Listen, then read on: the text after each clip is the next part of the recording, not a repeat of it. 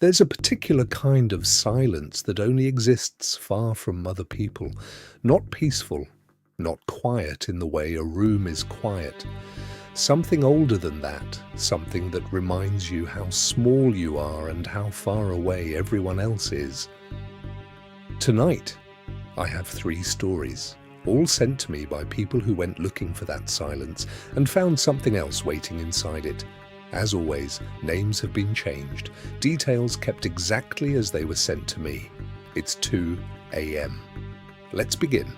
Ryan is an experienced wild camper, not a weekend hobbyist, the kind of person who plans routes months in advance, who knows how to read weather and terrain, who has slept alone on hillsides in November without a second thought. He told me he's never been frightened by being alone outdoors. This is the story he told me about the night that changed. It was August. He'd hiked 8 miles into the dark peak, the bleaker, quieter half of the Peak District away from the tourist trails. He'd chosen a spot he'd used twice before, a shallow bowl in the moorland just below a gritstone ridge, sheltered from the wind, hidden from any path. He pitched his tent just before dusk, ate, watched the light go. By 10 o'clock it was fully dark and fully silent. He was in his sleeping bag reading when he saw the light. Not a torch, not a phone. A small, steady orange glow about 200 meters down the slope. The unmistakable flicker of a campfire. Someone was down there. He told me his first reaction was mild irritation. He'd come here specifically to be alone. But people wild camp in the Peak District. It's not unusual. He turned back to his book. An hour later, he looked again. The fire was still going. Same spot, same size. And there was a shape sitting beside it. He watched for a few minutes. The shape didn't move. He told me it was too dark and too far to make out anything clearly, just a silhouette against the orange glow, perfectly still. He went to sleep. At 3 a.m. he woke up. No reason, no sound, no movement. Just awake, suddenly and completely, the way you sometimes are in the dark. He unzipped his tent and looked out. The fire was out. The hillside was completely dark. He told me he lay there listening for a long time. And the silence was different now, not the absence of sound, but the feeling of sound being deliberately withheld, like something holding its breath. In the morning, he packed up early and hiked back down. On his way, he passed the spot where the fire had been. There was no fire pit, no ash, no flattened grass where a tent had been, no litter, no footprints in the soft ground around the area, nothing to indicate anyone had ever been there at all. Ryan told me he's been back to the dark peak twice since then. Both times he's chosen a different spot. He said he doesn't go looking for that particular hollow anymore. He didn't explain why. He didn't need to. Gemma went camping in mid-Wales with 2 friends a long weekend in late September, a commercial campsite on the edge of a forestry commission woodland near Rhayader. She described it as remote but not isolated. There were a handful of other campers spread across the site, a farmhouse visible on the hill above. She told me she's not easily frightened. I believed her when I read what she did next. The first 2 nights were fine, quiet, cold, exactly what they'd come for. The 3rd night, the other 2 went to sleep early. Gemma stayed up reading by torchlight until around midnight, then settled down. She was almost asleep when she heard it, a tapping, not loud, not urgent, a slow, light, deliberate tapping. 3 taps, a pause, 3 taps again, coming from the side of her tent. She lay still and listened. It continued, evenly spaced, patient, like someone knocking on a door and waiting to be let in. She told me her first thought was an animal, a bird, maybe, or a branch in the wind. But the night was still, and 3 taps, then a pause, then 3 taps again. That isn't an animal. That isn't the wind. She called out, asked if someone was there. The tapping stopped. She lay there in the silence. 60 seconds, 2 minutes, nothing.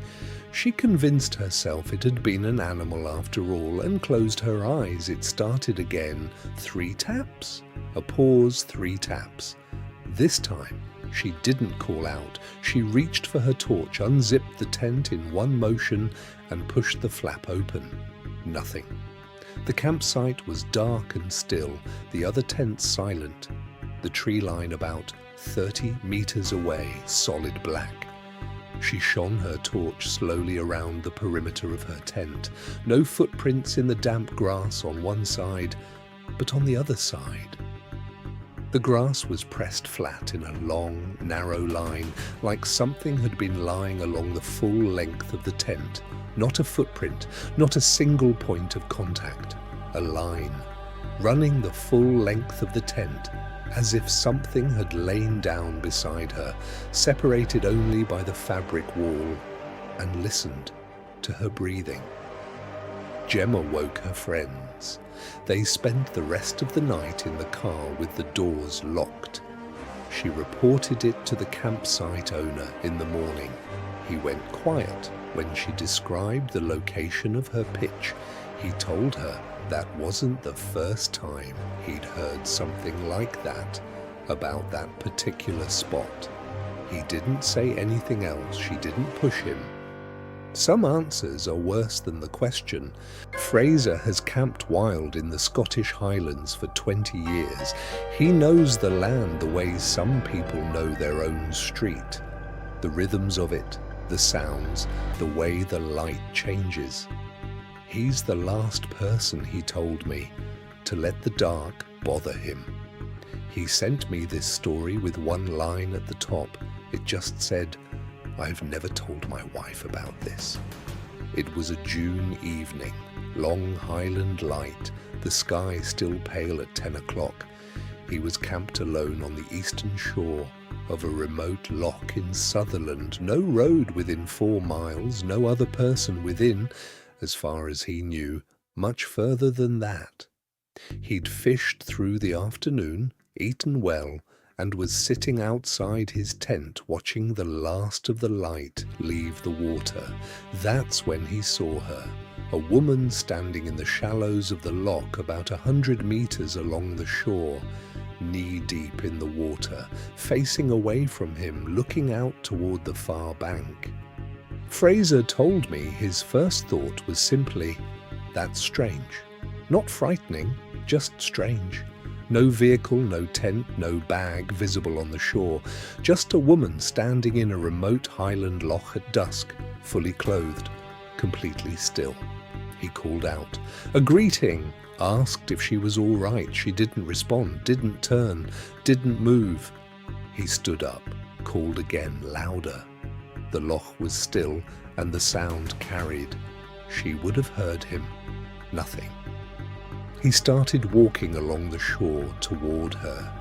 He told me he was thinking medical, where collapse, confusion, hypothermia beginning. The water would be very cold even in June. He got to within 50 meters. She turned her head, not toward him. She turned her head to the side, slowly, slightly, as if listening to something on the water. Then she turned back. Fraser stopped walking. He told me something shifted in that moment, something he couldn't put into words even now. Not a sound, not a movement, just a change in the quality of the air between them. He described it as the feeling you get when you realize you have misread a situation entirely. He stood there. She stood there. After a minute, maybe 2, he turned around and walked back to his tent. He got inside, zipped it shut, lay down in his sleeping bag, fully dressed. He told me he didn't sleep. He lay listening to the sound of the water and the wind and nothing else until it was light enough to pack up and leave. He looked along the shore before he broke camp. The water was empty. The shore was empty. The surface of the loch was completely still. Fraser has been back to Sutherland many times since then. He told me he chooses different lochs now. He didn't explain why. He never told his wife. I didn't ask. 3 stories, 3 places most of us would call beautiful. There's something about remoteness that we romanticize, the idea of being away from everything, unreachable, alone with the landscape. These 3 people found out what it actually means to be unreachable. If you've experienced something at a campsite in the wilderness, somewhere far from other people, something you've kept quiet about because you didn't think anyone would believe you, you can send it to me. The email is in the description. Your name will be changed. Your story will be heard. Subscribe if you're new. I'm here every week. Stay close to other people tonight and maybe don't camp alone for a while.